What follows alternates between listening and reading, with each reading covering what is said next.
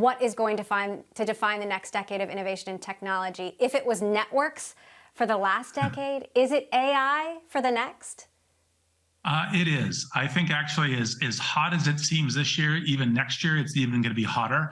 I think the question about having essentially the equivalent of a professional aid, like Microsoft has this product called Copilot for engineers, I think that will be within 5 years present for every profession. It'll be for journalists, for VCs, for just doctors, lawyers, the whole thing. And those tools will start, and they will be central to how we've been doing this. And at Greylock, we've been investing in this for years because we've seen this coming. So we have Adept and Cresta and Snorkel, and of course, I co-founded Inflection with Mustafa. But I think this will be a trend of human amplification through these artificial intelligence technologies, which we've never seen its like before in human history. The question is, how do we maintain the human? So, for example, how do our everyday lives, our everyday working lives, intersect with the future of work and AI? Well, this is one of the reasons when OpenAI launched DALL-E, I wrote this essay that was on LinkedIn, because the natural thing, the worry is that, it'll take the jobs from graphic designers and graphic designers will be out of work. And actually what I realized by having the time to play with it is that whatever your graphic skills were, between none, a little, a lot, it's an amplifier. Now, what you'll have to do is you'll have to learn it. It'll be like learning Adobe Photoshop or Figma. I need to now have this as part of my professional tool for how I'm operating. And that's what's going to be true for all of it. So there will be changes, and it will be, transitions. You have to learn a new tool. And one of the things that, when you're an older professional like me, learning a new tool can be a little stressful and challenging, but it's doable. And, currently it goes by the geek name prompt engineering. Hopefully we'll have a better term than that. I mean, we're not so good at marketing and, that kinds of communication, generally speaking, within the tech industry. But I think those tools will then amplify all of us. And I think that's actually what's coming across everything, doctors and lawyers and graphic designers and coders and writers and journalists and research analysts and VCs. Generative AI specifically is getting so much attention, and you've been talking about it for a long time.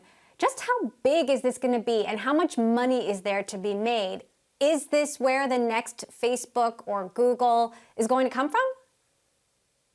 Well, we certainly hope so. That's part of the reason why, Greylock, we made all these investments, and, it's, everything from Adept to Inflection and others. And, what I think it is it's kind of like this, it'll be even more of an amplifier, I think, in terms of what you've seen from everything from Microsoft Office and the internet. I think that because when you think about, you take a LinkedIn definition of what the breadth of professional is, which is you can get better at your job and you kind of output some thinking and decisions and information. AI will be helpful across all of that. Now, there's a lot of work to go on to make it happen. It'll take years for adoption. It'll take, kind of crafting it to make sure that it's the right kind of human application versus, potentially, destructive effects. But I'm fully optimistic on the human amplification part of it. Let's talk about amplification. We've just gone through a midterm elections. You yourself have said that midterms often signify major turning points in American politics. And I'm curious what the turning point you think is that's happening now. We saw candidates who amplified the big lie get more engagement. We saw social media platforms then profit from that engagement. How dangerous could this get? Well, it's super dangerous, which is one of the reasons why the protection of democracy is, I think, the most important thing. It's part of the reason why I've been engaging in a little bit of a, of saying this is an important issue for business people on LinkedIn, because LinkedIn is kind of about business and kind of amplifying that. I do think the results of the midterms have been good. They've been generally bad for the election deniers, for the proponents of the big lie. It's generally been bad. Like it's generally a pro-DeSantis, anti-Trump, kind of spread within the Republican Party. I think it's maybe the best, result for a midterm result for a president in the last 20 years. So, as normally it's really bad for the sitting president and their party, and the fact that it's actually the best in the last 20 years, I think is a positive endorsement of Biden.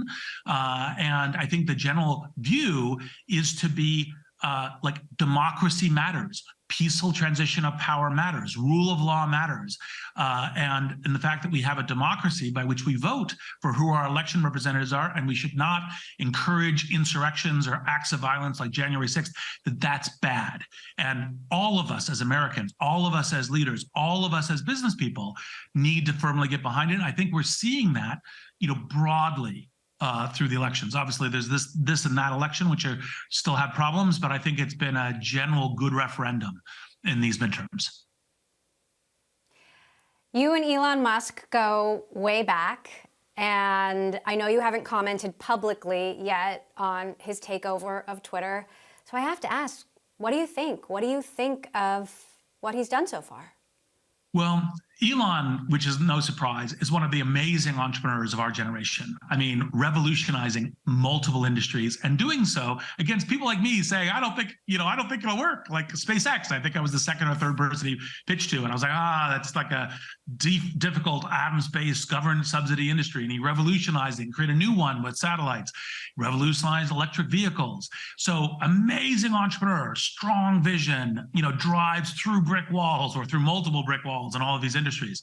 Now, I wouldn't have handled Twitter at all the way he's doing it. I think the chaos of it, I think the suddenness of the layoffs and a bunch of other things, obviously I have a different kind of view on the politics of it. I disagree with his vote Republican. I would say vote anti-MAGA or anti-election denying. That would be the thing I would say. And it's whether it's Democrat or Republican is, relative to your specific race. And so I think he's got a hard challenge in front of him. I think we all want him to succeed. And I think that even though I wouldn't do Twitter the way he's doing it, he's proven me wrong before by the kind of the sheer, grit and determination and vision. And I always respect that about him. And I think we want a public square that's healthy, that has, an emphasis on the human and anti-bot and everything else. Where do you draw the line between the right to free speech and the right to the amplification of free speech? And I'm so curious if you've talked to him at all about this or any part of it and how he's responded. So I haven't. So I don't have any inside information. I'm obviously, Elon's a friend. I'm always delighted to help if he were to call. But I think the key thing is look, there is a right to freedom of speech within the political arena, which is the government cannot quell you. And we do that so that we have an ability to not have our best ideas and anything that's quelled by the government or by political institutions in power. It's slightly different for business ecosystems and all the rest of this. And so the whole overall freedom of speech is a little bit different between the business side, which is part of the reason why we have a clean, well-lit place on LinkedIn with a clear design for it and all the rest. And if you look at LinkedIn, you get part of how I think of these things should be designed, which is like, yes, you should maximize a bunch of expression from individuals, but you should also think about the health of the group and the health of the ecosystem. And for example, let's take something slightly less charged than, partisan issues, like vaccine deniers, enormously bad for the health of a society, for the health of not just the country, but the world. And you go, okay, then, and there's clear medical expertise against that. Well, that should not be given reach. Someone should be able to come out and say, well, I think vaccines were invented by Martians and they're here to try to control us. Fine, be on your little soapbox, say that. But actually, in fact, the medical side of it is part of what allows our society to function successfully. It's part of flu vaccines and a bunch of other things proven through, centuries of work. And so that kind of thing, you have to distinguish between freedom of speech and freedom of reach. And you do so with a very broad view of also the health of society, the health of the network in it. And I think you have to do both. It's not just individuals, it's not just network and society, it's both. And you have to be good stewards of that. So let's talk about the health of Silicon Valley. 11,000 people just laid off at Meta, thousands of people laid off at Twitter, hiring freezes at Apple and Alphabet, layoffs happening in a lot of places. You have seen so much of Silicon Valley history.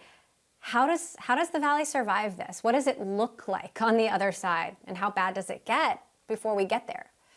Well, I think it'll certainly continue bad for at least 6 months, could go, a year plus.